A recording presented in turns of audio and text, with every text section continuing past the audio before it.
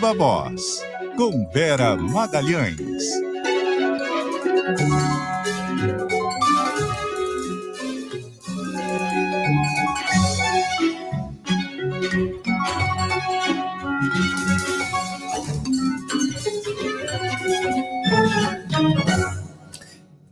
Vera Magalhães, como está? Tudo bem, boa tarde, Sardenberg, boa tarde, Cássia, ouvintes e espectadores do CBN Brasil. Vera. Bom, já fizemos aqui reportagens sobre, enfim, os eventos, as comemorações para o 8 de janeiro, e você vai pegar o tema para um outro lado, que é o seguinte, várias pessoas foram presas ali, né, estão sendo julgadas, processadas, etc., mas e os militares que participaram ou que teriam participado? E os mandantes?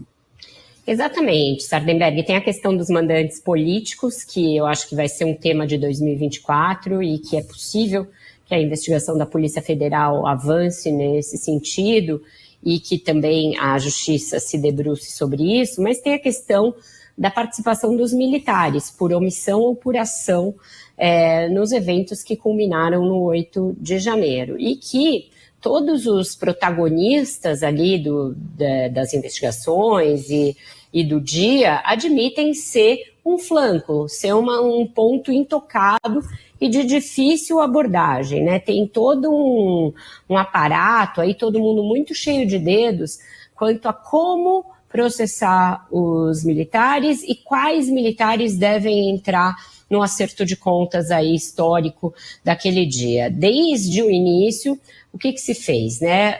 Primeira decisão do Supremo, os militares vão ser julgados pela Justiça Comum, ponto. Então isso ficou acertado. Aí veio uma CPI a respeito do assunto, que tangenciou apenas a participação militar, não se aprofundou nessa questão. A gente tem um militar preso há bastante tempo, que é o tenente-coronel Mauro Cid, que é uma peça central nessa investigação, porque ele fez uma delação premiada, ele tem aí a memória de tudo que desagou no 8 de janeiro, ele diz que Bolsonaro pretendia um golpe na sua delação, mas a gente não sabe até que ponto ele envolve o resto da cúpula militar do governo Bolsonaro, ou se ele, por outro lado, resolveu poupar esses militares na sua delação. A delação ainda segue sob segredo de justiça, a gente não conhece os seus detalhes. Nas investigações ligadas ao CID, aos vários casos em que ele está envolvido, porque são muitos os inquéritos contra ele, apareceu lá um coronel do Exército, Jean Levande Júnior, pedindo para ele convencer o Bolsonaro a dar um golpe.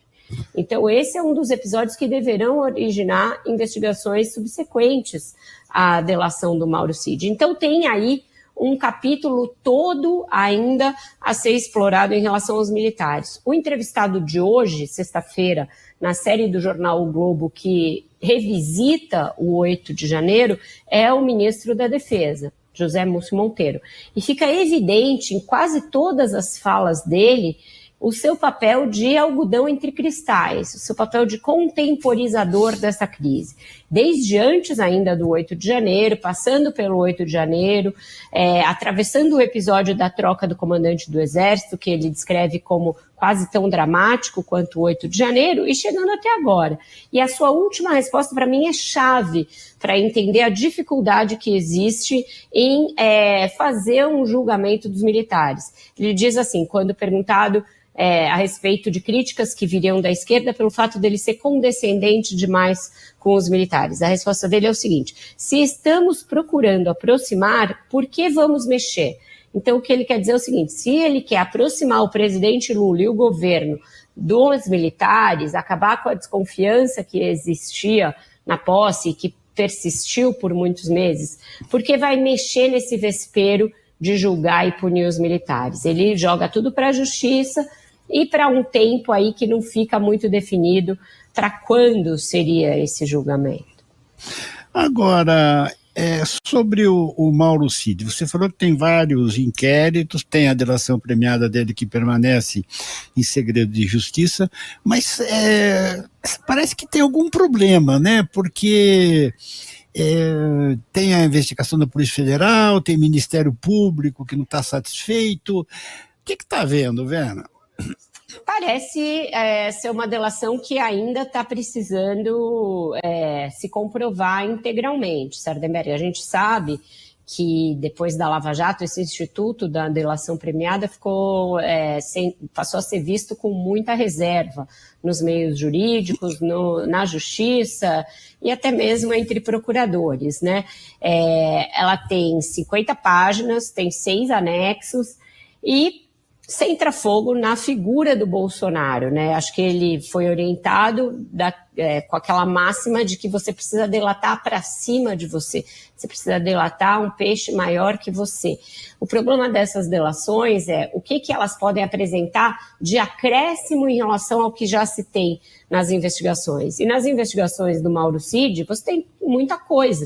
O celular dele foi apreendido, já saiu aquela história da falsificação do cartão de vacinas, tem toda a história das joias em que ele está implicado. Então, para além do que já existe de elemento de prova no celular dele, o que mais ele pode oferecer para corroborar, né? É isso que a gente fala, prova de corroboração da sua delação. Então, eu acho que é esse quebra-cabeça que falta ser fechado para que venha a público o que ele delatou na sua integralidade, para que seja levantado o sigilo dessa delação e para que aí a gente saiba quem, a partir dessa delação, passará a ser investigado, depois denunciado pelo Ministério Público e eventualmente julgado.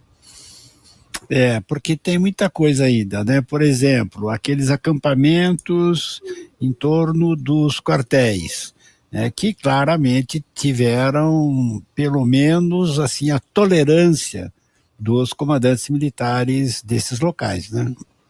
Exatamente. Inclusive, no dia 8, tem um episódio que é narrado bastante na entrevista do Múcio, já apareceu em entrevistas anteriores, deverá aparecer no documentário da Júlia do Alib sobre o 8 de janeiro, que sai inclusive no domingo agora na Globo News, que é um episódio que eu acho muito indicativo do grau de contaminação das Forças Armadas naquele momento pelo bolsonarismo, que é quando os ministros vão até o quartel-general do Exército, até o comando do Exército lá onde estavam os acampados, tentam entrar, encontram resistência por parte do comandante do Exército de turno, e ele diz que não deixaria a Polícia Federal entrar lá para cumprir nenhum mandado de prisão naquele momento. Então ele põe uma espécie de uma barreira e não deixa a Polícia Federal entrar, não deixa a tropa, que então estava sob liderança do Ricardo Capelli, que já era interventor naquele momento, e tem uma conversa muito dura, muito ríspida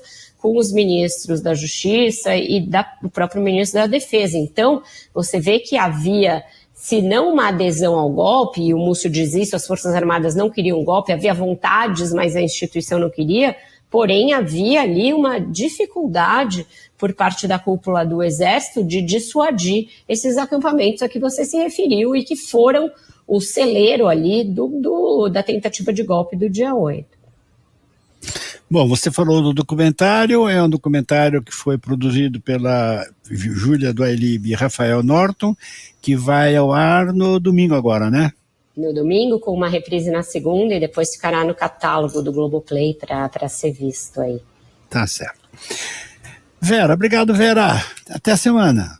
Até a semana, um ótimo jornal para vocês e ótimo fim de semana para todos. Até mais, Vera. Bom fim de semana.